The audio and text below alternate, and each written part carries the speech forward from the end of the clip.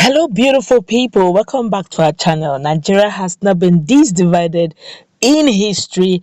Everybody is making their speeches. Every region wants to be heard, and they're all making their demands. And of course, it looks like the Niger Delta is not out of it. Also, they have decided also to speak out and to speak loud. Don't forget that Miyetti Alla gave their ultimatum, and have also decided to, enforce the ultimatum they gave.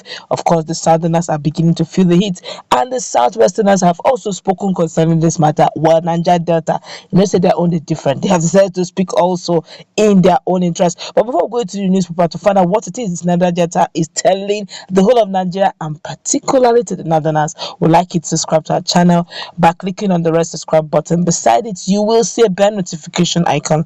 Please go ahead, click on it to get notified as soon as you update our channel on YouTube. Well, following the rising insecurity and reported diversion of food supplies from southern Nigeria by northern merchants, a coalition of Niger Delta agitators, CNDA, has issued a 30-day ultimatum for the reversal of such, threatening to cut all oil and gas supply to the north. My brother, 30 days is too far. But let's continue.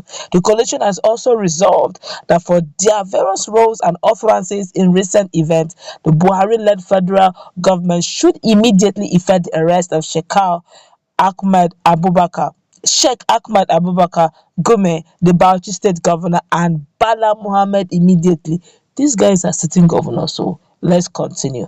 Rising from a joint emergency general meeting of the coalition comprising all the major militant groups in the Niger Delta, the coalition said for the avoidance of any doubt, no ethnic group or geopolitical area in this country has the monopoly of violence. We are aware that the Northerners have begun the stoppage of movement of food items to the southern part of the country. We hereby give the Northerners a 30-day ultimatum from today, which is yesterday, to withdraw that threat. Otherwise, we shall retaliate by cutting off all the oil pipelines supplying oil and gas to the entire northern Nigeria, and block all tankers and other vehicles from loading products to the north. Additionally, we shall make sure that oil licenses belonging to the Northerners are forcefully revoked after the expiration of this ultimatum. 30 days is what they give. In the communique signed by the coordinator of the Niger Delta Watchdog, General John Duko, and 12 others, the coalition has also frowned at recent outbursts and suggestions by some prominent figures from the northern part of the country calling on northerners to be well armed with guns to defend themselves. On Shekau Gume and Sheikh Gume and Governor Bala Mohammed of Bauchi State, the coalition said the duo seem to be the financiers of banditry and herdsman criminality in the country. Allegedly so. They said, not me. Let's continue. It also condemned all forms of negotiation with bandits, gun-carrying herdsmen, kidnappers, and Boko Haram leaders who have been terrorizing the innocent citizens across the country in recent times, declaring that such acts amount to nothing short of criminality. The coalition considered it very erroneous to compare bandits, Boko Haram members, and herdsmen who are not pursuing anything just or any just cause than to just kill, maim, and destroy lives and properties in a country, to Niger Delta militants who have over the years been subjected to suffering, discrimination, deprivation in their own land, while their resources are exploited and used for the development of other regions in the country. It is therefore out of place to seek amnesty for killers and abductors of innocent school children and citizens simply because some militants in the Niger Delta have been given some form of amnesty, and despite all the negotiations for the release of the kidnapped persons and payment of ransom, kidnapping seemed to be on the increase, the coalition lamented. Arguing further, the coalition said for Sheikh Ahmed Abubakar Mahmoud Gume to accept in the first place to negotiate with terrorists who are enemies of the Nigerian state, and also recommend that government should grant them amnesty for no just cause or reasonable cause, means that he's an integral part of the group. Food for thought. Let's continue.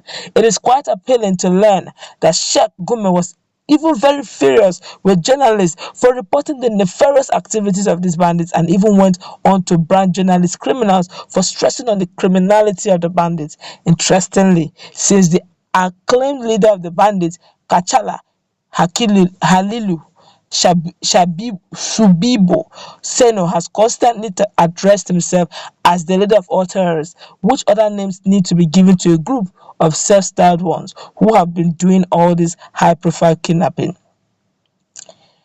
Other than being regarded as criminals and enemies of the state, after carefully watching this naked dance displayed by the likes of Shegume, Bauchi State Governor Bala Mohammed, Bauchi ex-Governor Isai Yuguda, and some other northern elites, the coalition of Niger Delta agitators is compelled to believe that they are using the kidnapping of innocent citizens to make money.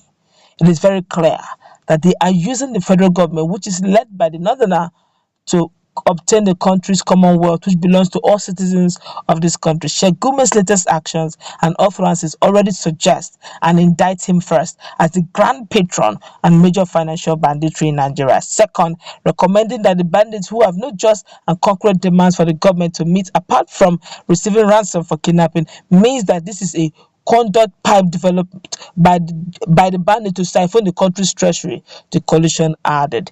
Nigerians have taken to their social media to react, and this is really getting alarming. I did say in our earlier video, by the grace of God, that the whole thing, the way it's playing out, if we do not check this, the whole country is going to go. You are going to have a situation where I don't even know where the Nigerian military will go. So you go to now north, issues are happening. You go to south, issues. You go to southwest, issues. Everywhere will just be bubbling. You ask yourself, what's going on? What all of a sudden, because the center cannot hold, we are mismanaging conflict. We should have what we call conflict management, conflict resolution. But we're not doing. We're always carrying the last for the first. What we should put as last result, we put it as first result. And at the end of the day, we mismanage the whole thing. We can't even manage the crisis situation we have in our country. If we go to the north, we have banditry to look at. If we go to the southeast, people are now looking at ESN as an issue. You go to the southwest, they're looking at Sunday Igboho as an issue, because these guys are agitated. They are wondering what is going on. What happened to justice? What happened to equity? What happened to fairness? When justice is delayed, you encourage and encourage criminality, and we shouldn't be delaying justice. And if justice is delayed, other ethnic groups will feel marginalized. They begin to wonder, why are we so quick to get justice dispensed to our own ethnic group, our own ethnicity, and our own brothers, and we don't get such quick, dispense of justice for others. And these are the things we should be looking at. And right now, Niger Delta Militants are beginning to speak forth. Their own is 30 days. Oh, when their own, when they started that their own, it used to be a different matter. It used to be economic. They used to go straight to the economic gauge of Nigeria, and they should not try them, or whatever the case may be, they should reverse it. 30 days is quite long for every negotiation to take place. That's what we're going to wrap it up. What's your take? Do you think 30 days is long, or do you think they're even going about it the wrong way? But if you ask me, I think the government should intervene now. Now is the best.